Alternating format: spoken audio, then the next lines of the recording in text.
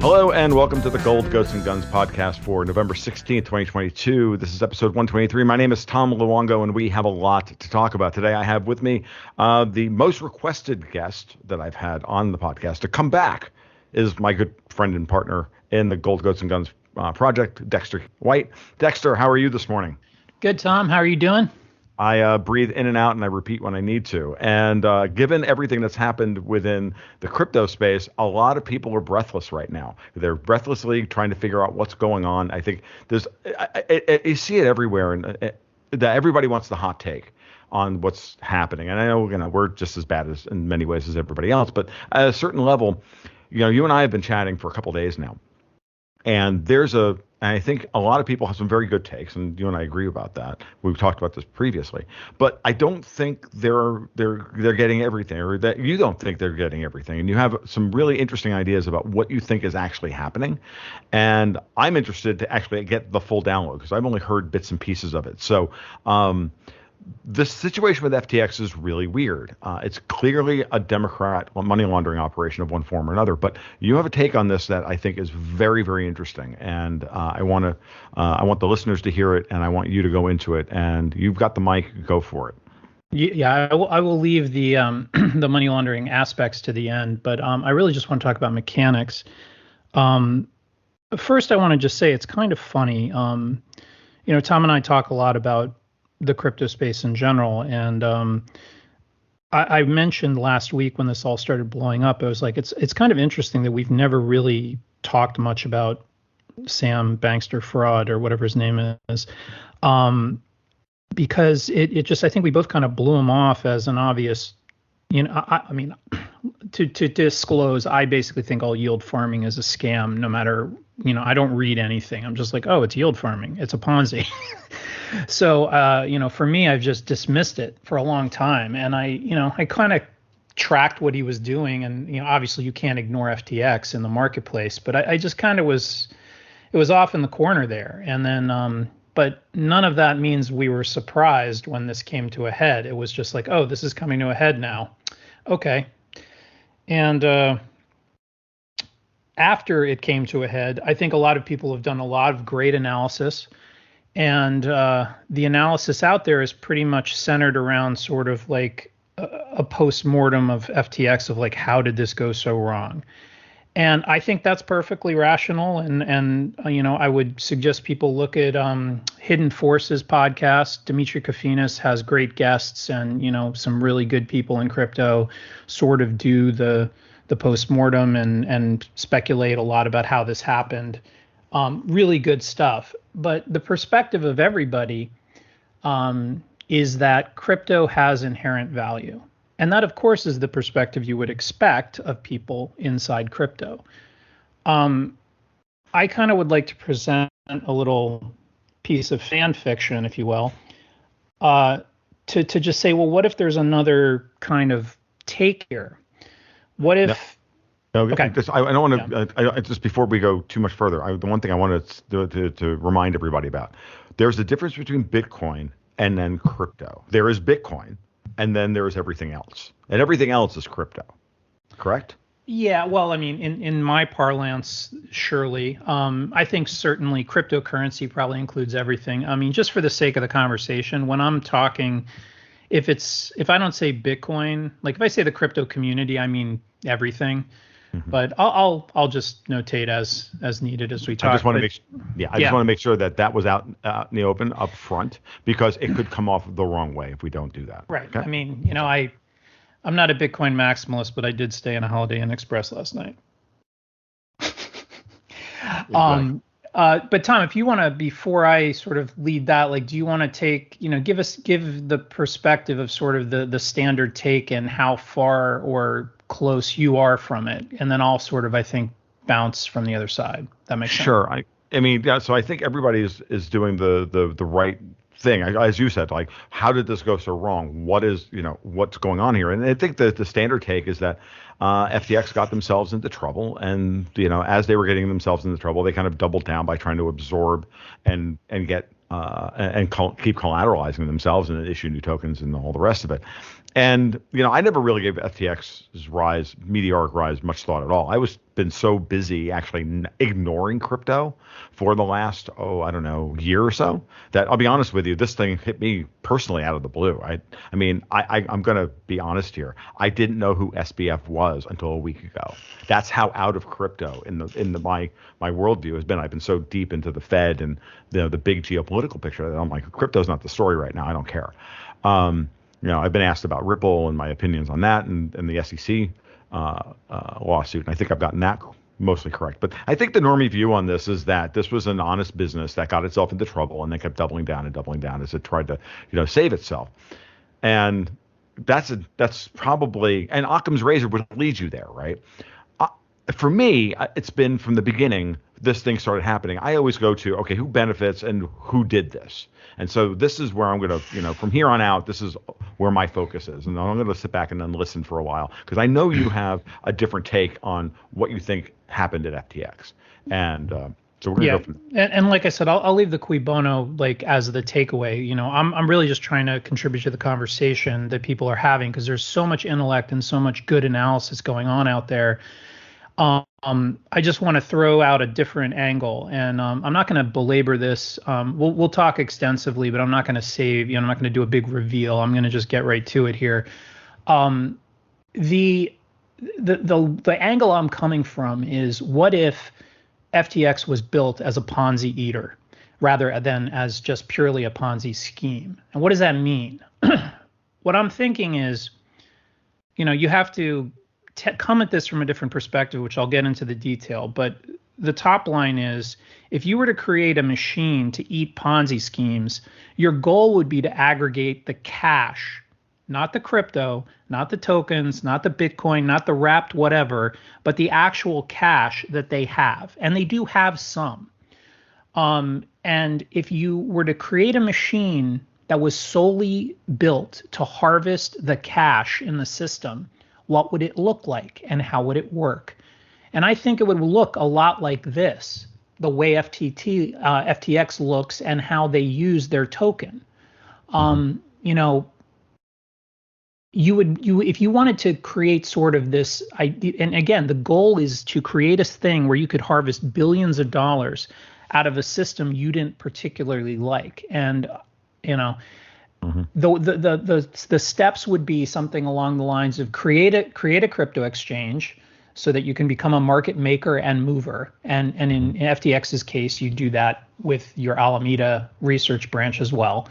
And of course, we know that there was no Chinese wall between them, and there was a huge amount of regulatory mess there. We'll get to that later. Pretend to be U.S. compliant, a la Binance. Binance has an offshore and an onshore, and their onshore is like 2% of what their offshore is. I mean, they're even calling them offshore is like ridiculous. They're not American. They're where they are, and they started. But FTX was trying to be American, but they're Delaware Corp. But the reality is FTX.com was 99% of the trading, and FTX.us, whatever. So I think they started by saying, well, let's make a stable coin a la Tether, and they had one in progress, but they definitely needed a market traded token to do the kind of fuckery that I think they did. And, spoiler alert, most cryptos are Ponzi schemes. So anybody in crypto kind of knows the mechanics of the pump and dump. Right. And, more elegant versions of the pump and dump, like, pump, book, value of token to books, get leverage from, the normie finance world, get real dollars, inflate, and do wonderful things / before you collapse. That's like the new hotness in Ponzi schemes. Like pump and dump doesn't, takes too long because if you do it right, you got to pump for a long time, and it's a one act play. You pump, right, then you dump, and scene. But if you can get a stable coin, to have real market value, then you can pull a lot of stuff. Now, if you did that and then you went out there and analyzed who was about to pop, and you advanced them liquidity after you had created some value in this token, you would then securitize those loans with cash, with their cash, meaning. Yep. And you would take possession of that cash as a condition of giving them, 20x of liquidity in FTT in your token. Right. You extend their runways. You allow them to keep aggregating cash from, the small amount of outside buyers they have, i.e., your 19-year-old nephew buying Doge. And then you just wait for the collapse. And when the collapse happens, you already have possession of their cash, so you take it, you book a loss, and you repeat this until you've wiped out everybody. And then you know that eventually you die too. But what if that's not, a bug, but a feature? Like, what if that was the goal the whole time? I'm going to let you respond, and then we're going to talk a little more detail about how such a thing and how such a plan would have started. And we're going to talk a little bit about how the hell do you take a made-up token, liquefy it, and give it value, and who would help you do that? To me, it makes perfect sense that this would be your mechanism, because at the end of the day, as you say, look, the cash is the thing. And then I want to throw one bigger layer on here. Obviously, with all of SBF's bankster fraud, I think is the perfect name for him. And can't take credit for that. It doesn't matter. I don't know who said it, but someone else said it. Hey, and whoever it is, more power to you. But we're gonna continue the standalone complex. So I look at this and I say, okay, fine. Now look at who he's partnered with. Look at who he's he got to look the other way. Obviously, Gary Gensler and all these other people. And you go, oh yeah, this is one big money laundering operation for. The thing I can see from the moment this thing started blowing up, I go, this is going to come right back to taxpayer money. This is going to be everything in Ukraine is dirty. Everything. We're at that point where, yep, if it's dirty, it came from Ukraine. It's like if Albania, Afghanistan, like in the past. So we've moved it all to Ukraine, and there are so many incentives here to launder as much cash out, not just hoovering up all the Ponzi's, because honestly, that makes sense to me, right? This is not a problem. And when you think, and you also think about it, you have people with incentives that want to marginalize and destroy the validity of crypto in the minds of this new generation and of institutional investors who are beginning to get on board. You got to destroy them. What better way to do that than to pump some fake money into Bitcoin, pump the price up to 68 grand, and then as the thing starts to collapse, then you start pulling the liquidity as it starts to collapse. You have this thing in place that's the best capitalized. I'm using that. I got my air quotes going overtime here. My fingers already hurt. And that big capitalization, the guy who's gotten, who's now the next Buffett, yada, yada, yada, getting the Elizabeth Holmes treatment, starts hoovering everybody up on the downside and getting all that cash back out again. And also, it's a perfect money laundering scheme for any marginal cash that goes in that they can then also wrap into the system. Let's set the timeline. Like we're not. I'm in no way alleging this is somehow like. Or the origin story certainly does not include Ukraine, because FTX has been cooking for a while.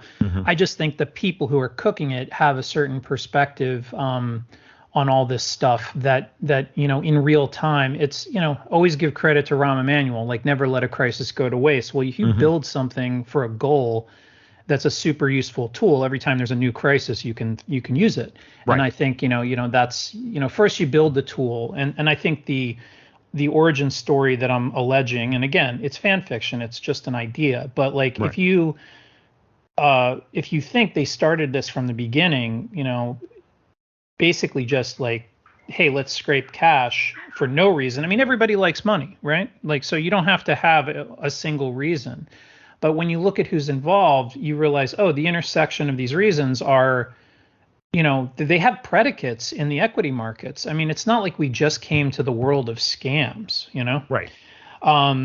There's been a lot of scams, like, the 1990s had a lot of scams. I mean, there's a lot of people who create dumber things than some of these altcoin manifestos, which are pretty damn dumb. Like, these things have been done in real companies. And, I have a blog post we're going to put up with that I've been working on. It's not finished yet, but it will be by the time, we post the podcast. One of the things I've been, just kind of kicking around there is like, it's you have, there's things like Theranos. Like I think the quote here is like, you don't get liquidity for nothing in crypto. You can't just print 1 billion tokens, sell one for $1, and call yourself a billionaire. That only works for Theranos. You need a backer. Right. And so in other words, like how do you take a token like FTT and like turn it into anything? Because they backed it in the beginning with USDC. Right. USDC, from Circle, which is funded by BlackRock and Goldman Sachs, and a lot of people who don't sound like a random altcoin creator, um, with like some weird name on Twitter. Right. It's like, oh, Goldman Sachs, got it. I've Right. heard of them, and I think like in my blog post, I'm kind of like, think about it this way: the trad finance guys have a perspective on crypto in general, and I mean crypto, Bitcoin, all of it.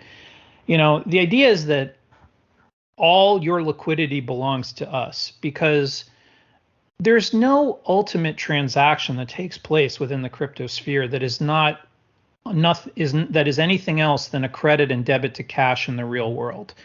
Now, that's some fancy accounting talk for saying you have money in our system, you bought something, we don't know what it is, we don't care, but you paid somebody, and you wrote a check, or you wired it, or you Venmoed it, or whatever you did, and now we credited it to another account, we took it out of yours.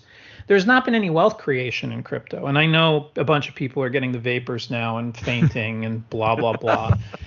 But hey, tune out now if you can't handle it. Right. Most liquidity in crypto for a long time has been endogenous, has come from within crypto, and it's come specifically from Bitcoin.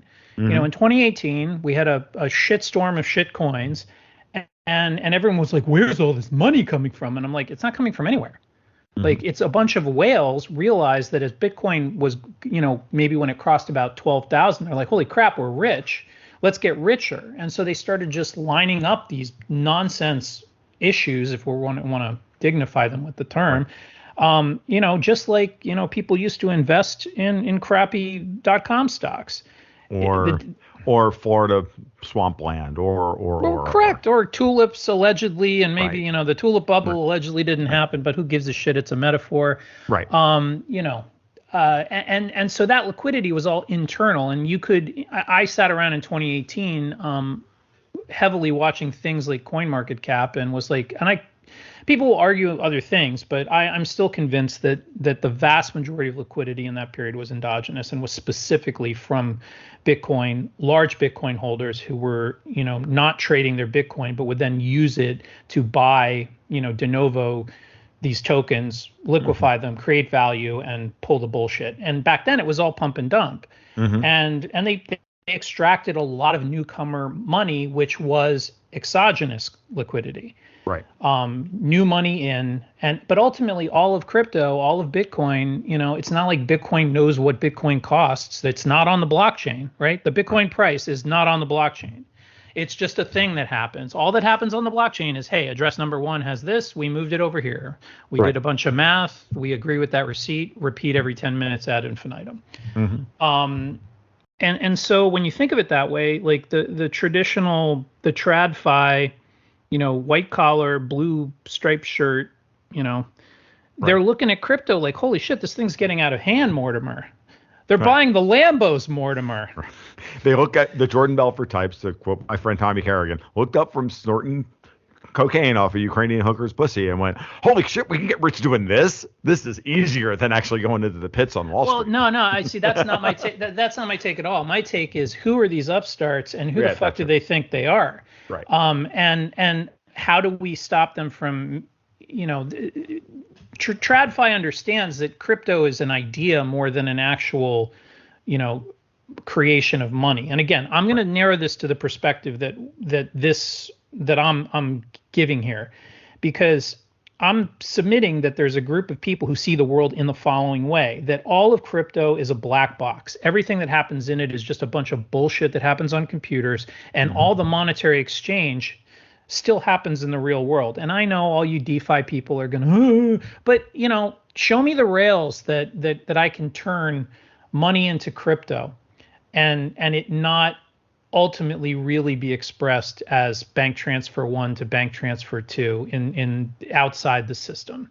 Right. Whatever happens in the system, and as rich as you think you are, it's all just a moment in time. Like, so it all just fundamentally trades on what a market capitalization is. Market capitalization is a notional value. All the issue times the current price equals this number. That number is literally never attainable in any meaningful way. You can never sell the entirety of the issue, because if you can put it all to bid, by definition, no one's buying, right? Right. And I mean, leave aside futures bullshit and whatever. But like, if you put the entirety of an issue up for sale, you better hope somebody wants it that doesn't have it, because now it's all here, and you're going to have market collapse. When we talk about when the jealous people and idiocy of Elizabeth Warren, for instance, like, they think Bezos is worth 100 billion. They think whoever's worth whatever, but they don't understand what these guys have is stock that's restricted to sale, like that they can only sell 5% a year or whatever, and they have to file in advance. And I'm not saying Bezos isn't rich, or Bill Gates isn't rich, or Elon isn't rich. They're fucking rich, but the way they can use their money, they actually take loans against it for two reasons. One, they don't want to lose their proxy and lose their vote, lose control of their company, which is one of the worst things about Elizabeth Warren's stupid ass, wealth tax. Of course. Because it would force them to sell equity, and with equity goes your proxy. On the other hand, in a rising interest rate environment, it also basically removes the ability to take large loans against your stock as collateral, because they get into a really shitty situation on the loan. Yep. Absolutely. It's not like the collateral's not good, but separately, I would argue Amazon's worth a lot less in a high interest rate environment. So I would put an even bigger risk premium on that loan if I was lending money to Bezos. Absolutely. 5 years ago, 3 years ago, 2 years ago, I mean, it was just like, oh, 1%, sir. Oh, great. Right. So the reason I'm talking about market caps at all, though, is just like inside crypto, one of the things that feeds the idea that real wealth has been created is everybody, opens their little app and says, oh my God, I have all this Doge, I'm a trillionaire. But, again, the white collar guys, the TradFi guys, they don't look at it that way. No. And they really don't.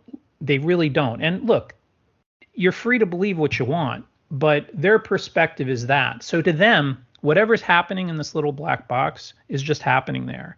And ultimately, can you get a bunch of Muppets together?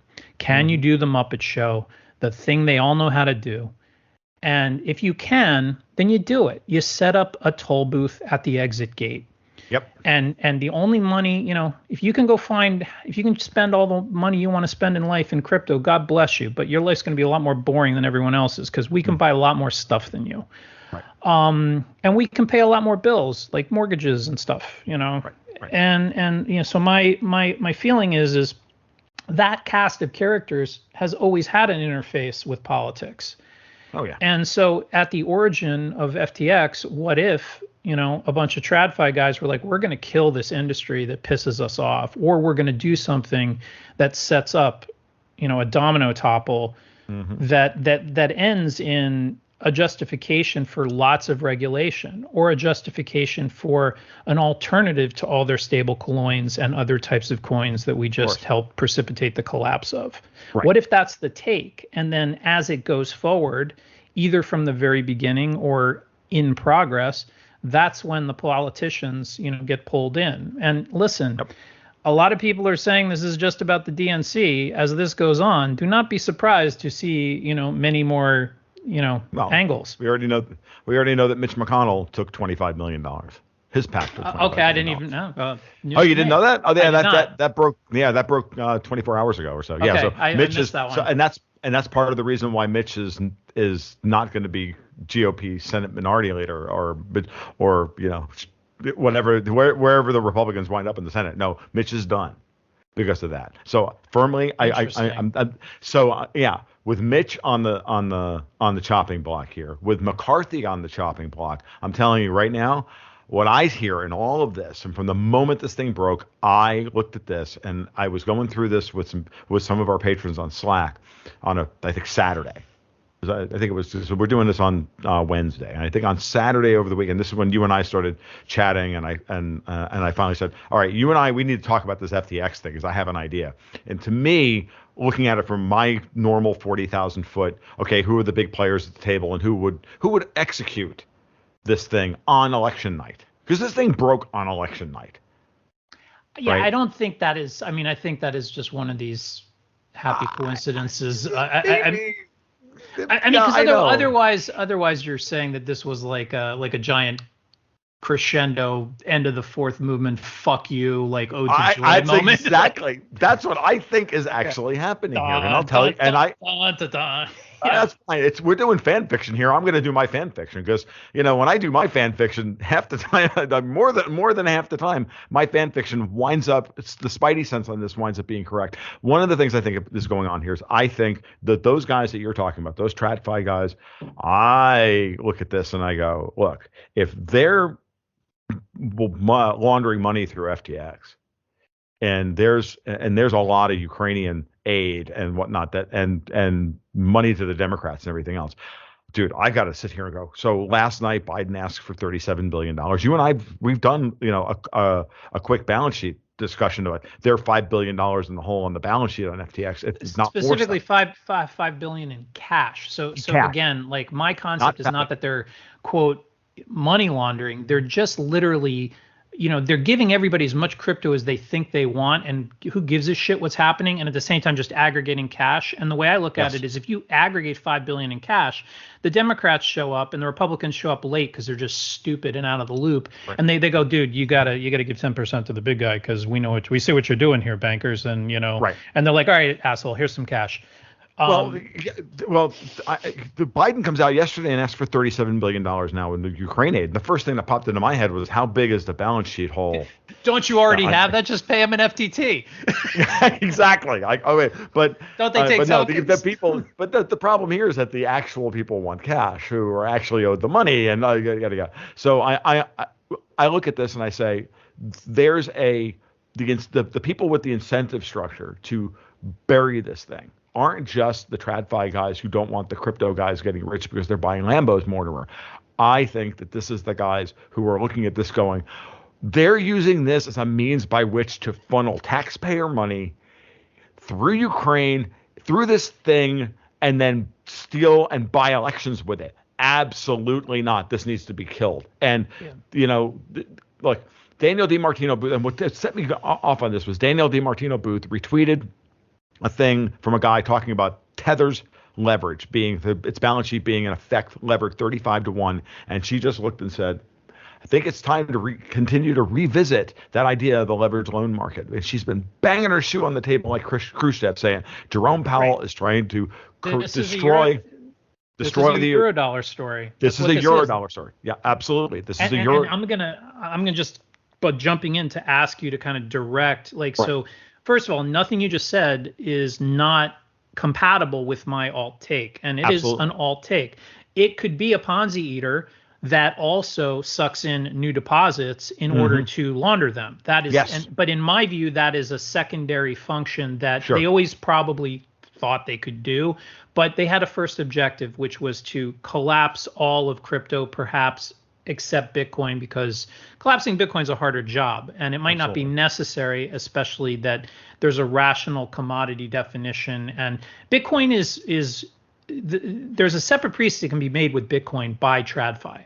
They can understand it, they can work with it, there could be a futures war and a paper Bitcoin war later, Sure. but all this other stuff they feel very threatened by, because when people show up to do big withdrawals of their system, they get nervous because they know that the leverage and the lack of regulation inside crypto could create a fatal event for the traditional finance world, because the traditional finance world is not very well structured, people, and which is the whole reason we had crypto and Bitcoin in the first place. It's no less scammy in the first place. And God forbid, Jesus, like fucking Klaus Schwab wants to replace that entire system with something even more corrupt and simple. Right. And so obviously that's why they wanted to, if they're going to build that and then use it, and then you get a dry run on how to collapse it.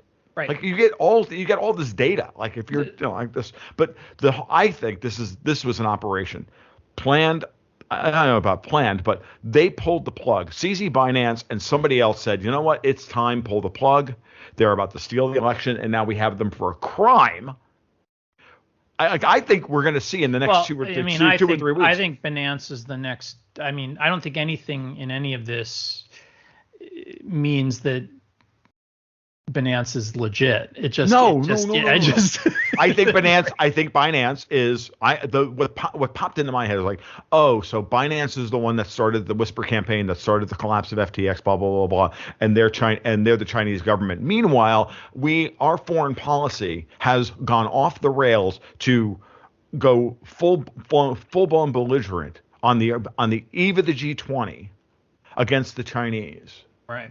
And clearly with the idea of trying to do the Kissinger wedge thing between Russia and China, and while clearly trying to isolate Russia so that we can then have the NATO versus Russia war in Ukraine, or whatever version of that war they think they can gin up. But the whole purpose of this is to continue to ratchet the screws down. And I'm like, who's got more incentive at this point to blow this whole thing up, which is war financing and on all of it, like every bit of it. Yeah. Who else has the incentive for this? If I'm right about the Fed and the New York money center banks that they don't want to give the world up to the commies, then the Chinese don't want to be freaking nuked or, got involved in a freaking land war, in a war with the United States. Well, then, hey, why don't you blow this thing up and we'll help you? Because raising interest rates aggressively by the Fed put FTX in this position by helping break Bitcoin. Okay. Right. And when if I'm right that Powell is trying to destroy the offshore leveraged loan market, which I'm getting confirmatory evidence from other people who are close to the Fed, and everybody is now starting to look at this going, Luongo's not crazy. I mean, he is crazy, but not completely crazy. And because it's now into the zeitgeist and people are really starting to take this seriously.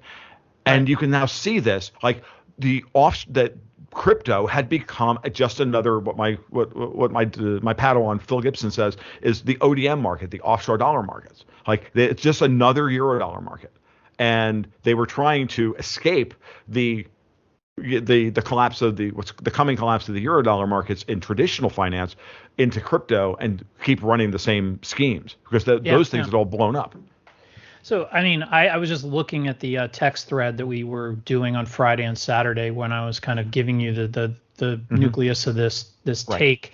And I was just like, FTX was not yield farming, it was debt farming. They kept taking over companies that were highly indebted to FTX, absorbing their customers and allowing FTX huge write-downs of lent funds. This happened most notably with Celsius, which was always an explicit Ponzi, but had over $2 billion in customer funds unaccounted for. Right. Then you have Voyager, and the write-down of multiple companies in a row like they did in accounting terms, just it helps with, like I said, they can write down those as bad loans, which doesn't obligate them to actually produce that cash that they swooped into another area or into Alameda. And then I think the interesting thing for the investigation that's going to have to happen from real regulators is, where did those deposits go outside, of the Bahamas, because I think that's going to be the real story here is a bunch of, crypto, ledger transactions, whatever, who cares? Like, go look at the database. But,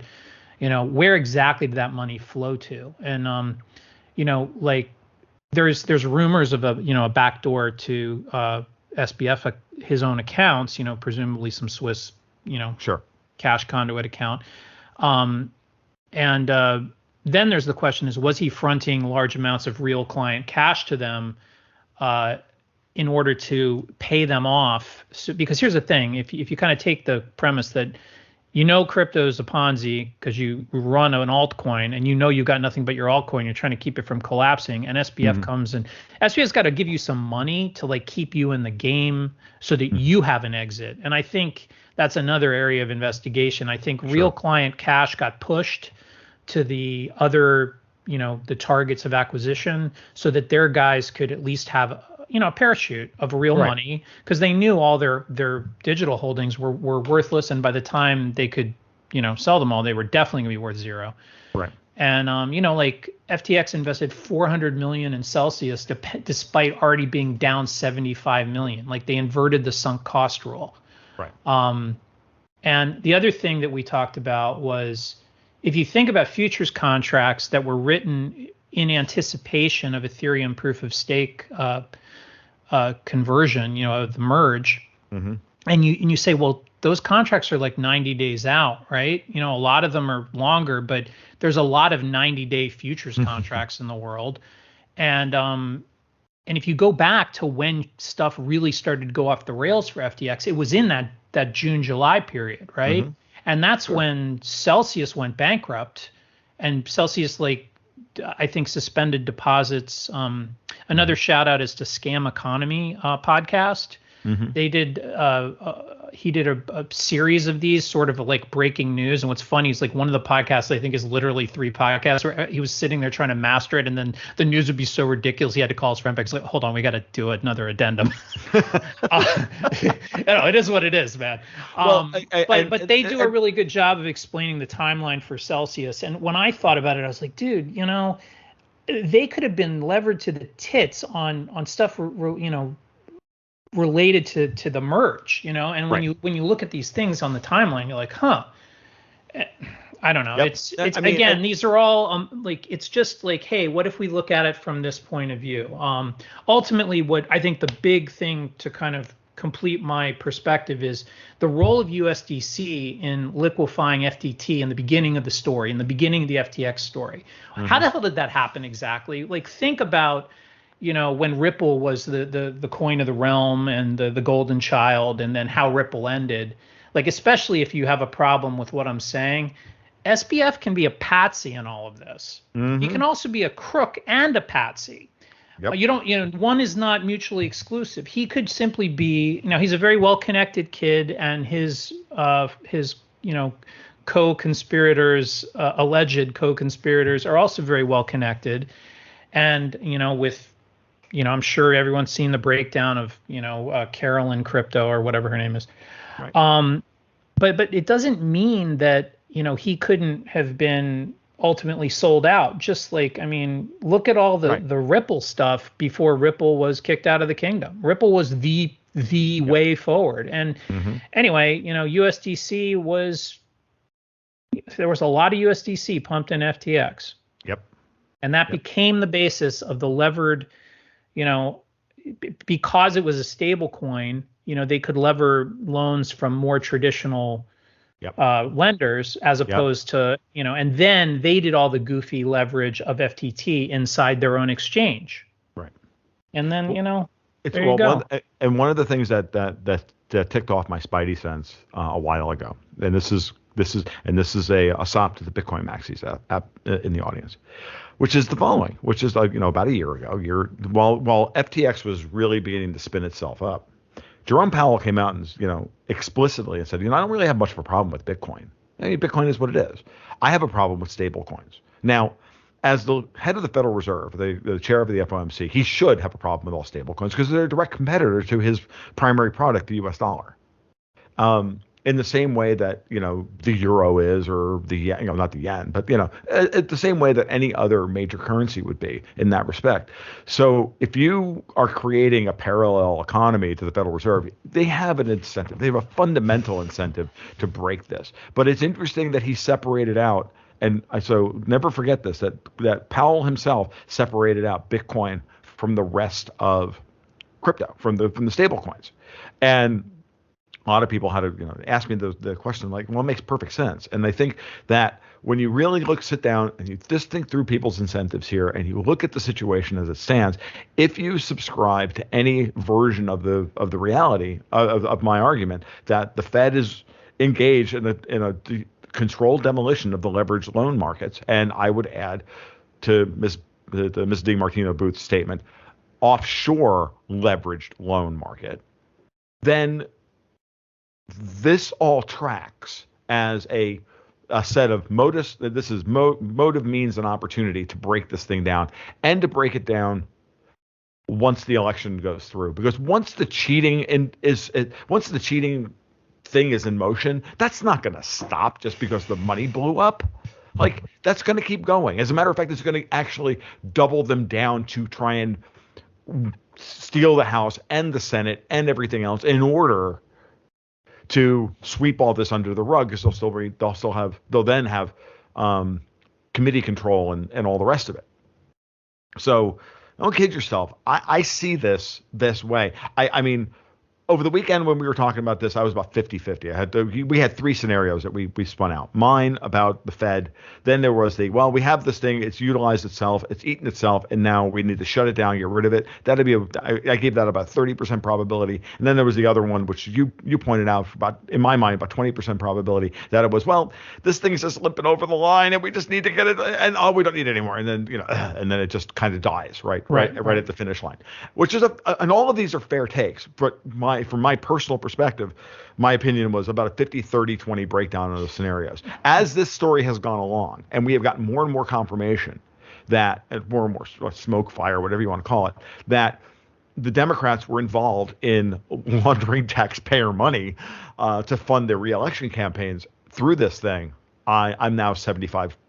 And then you can split the 25 up. I don't care. Yeah, I just don't agree with the sort of the triumphalism implied by they killed it on election day. I view it more like the last guy got out of the burning building and there was no reason to stay inside anymore. And it's just a different. I mean, you're trying to turn this into just a little too much of a one chord at the end of the Wagner opera. I am that kind of guy. Yeah, I mean, it's just a storyteller's bias, and it's fine. It makes for a good chat.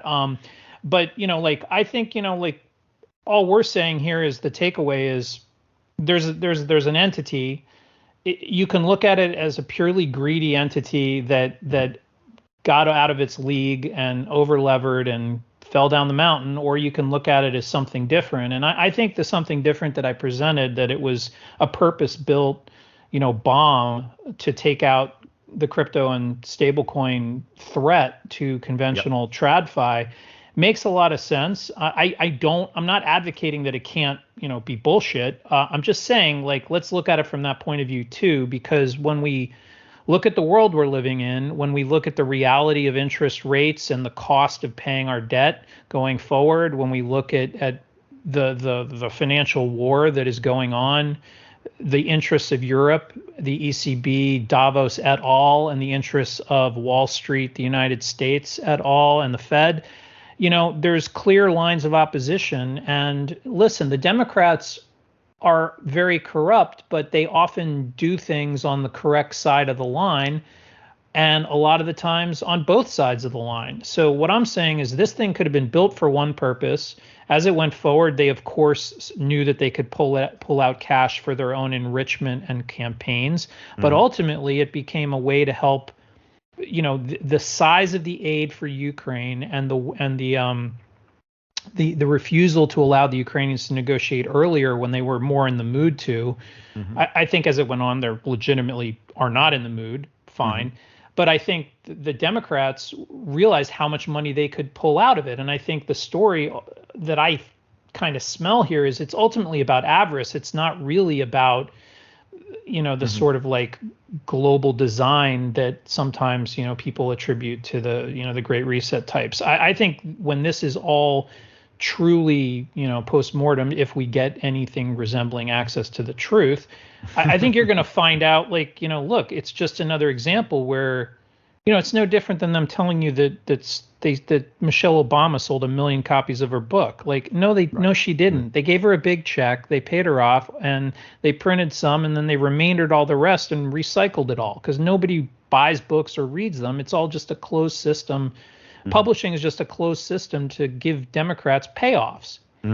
And there's a lot of those systems. And so did crypto turn out to be the same thing. Well, I mean, that's what they converted it into while setting up the creation of FedCoin, apparently, or at least maybe FedCoin's a head fake and they're not going to do it, but at least they accomplished the real mission, which was take out the crypto. Competition. Yeah, now, I don't think crypto's really over. But I think crypto, and here's where I'll delineate between crypto and BTC. Crypto is definitely over in institutional finance. It's over.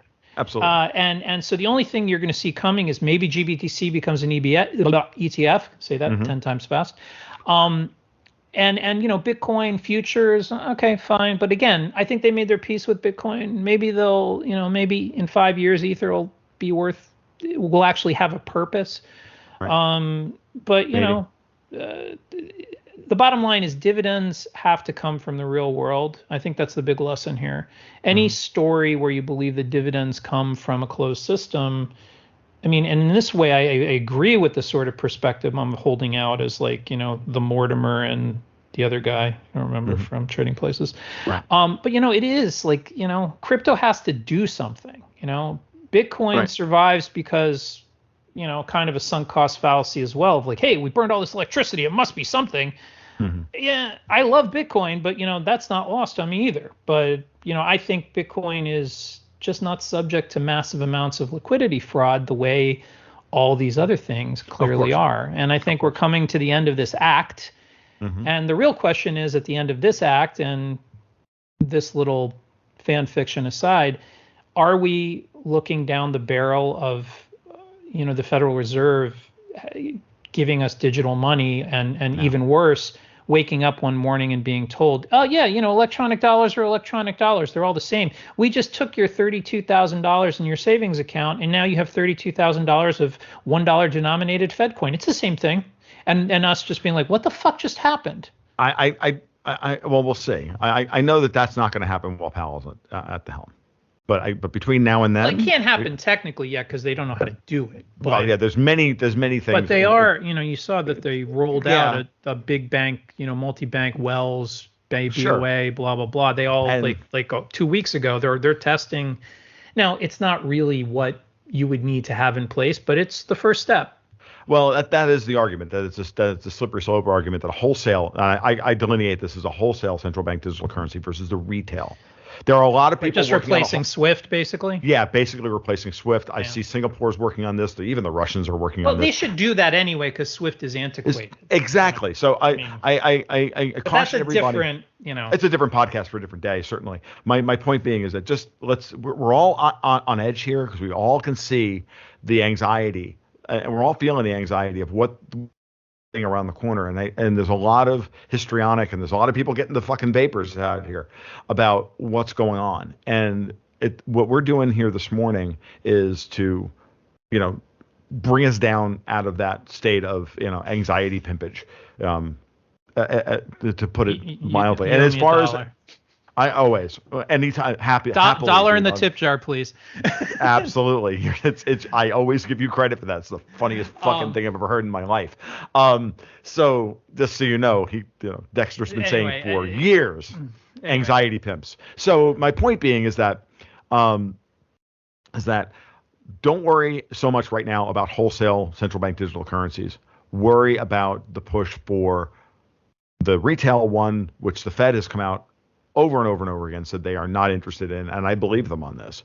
There's no need for it. There just literally is no need for it.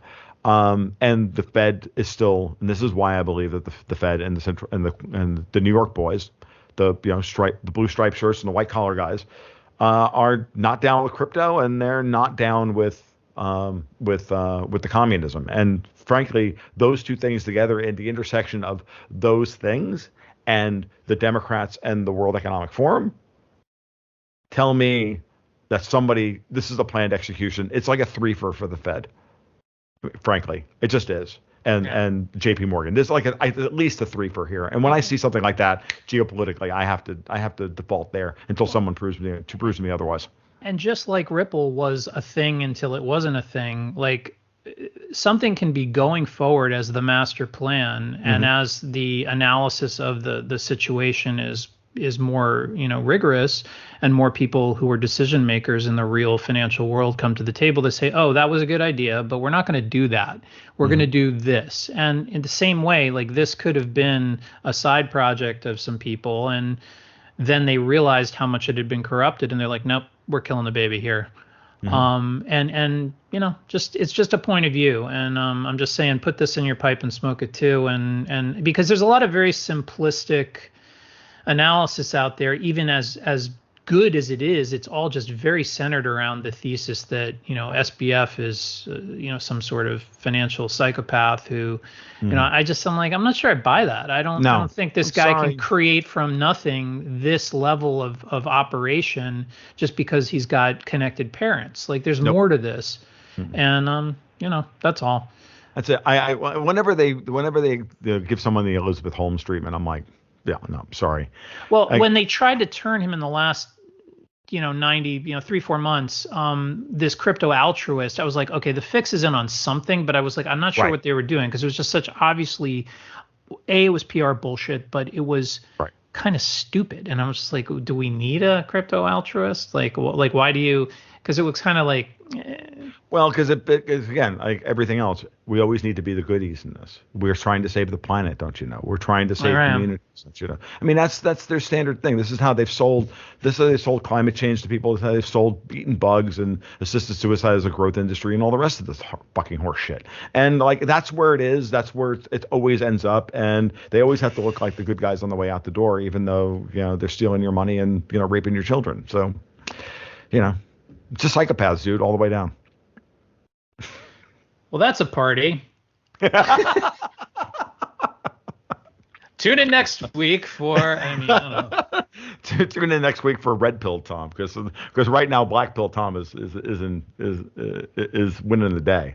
So, all right, sir, thank you very much that's a wrap. Yeah. I think that's a wrap. So, with everything, thank you for taking the time this morning. I know a lot of people, as I said at the outset, a lot of people are waiting for you to come back to the podcast. I get this all the time. My pleasure. We'll be doing more, and we'll be hopefully spinning up a new separate podcast. I will be with Tom on and off. So a lot of things have been going on. So we're getting through to the end of the year, and we'll hit the ground running. One of these days we'll have GG&G 2.0, but right now 1.0 is working pretty well, so I'm not complaining. Absolutely. And again, thanks to all the new subscribers, all the listeners. If you want to see more of what we do, we have a newsletter.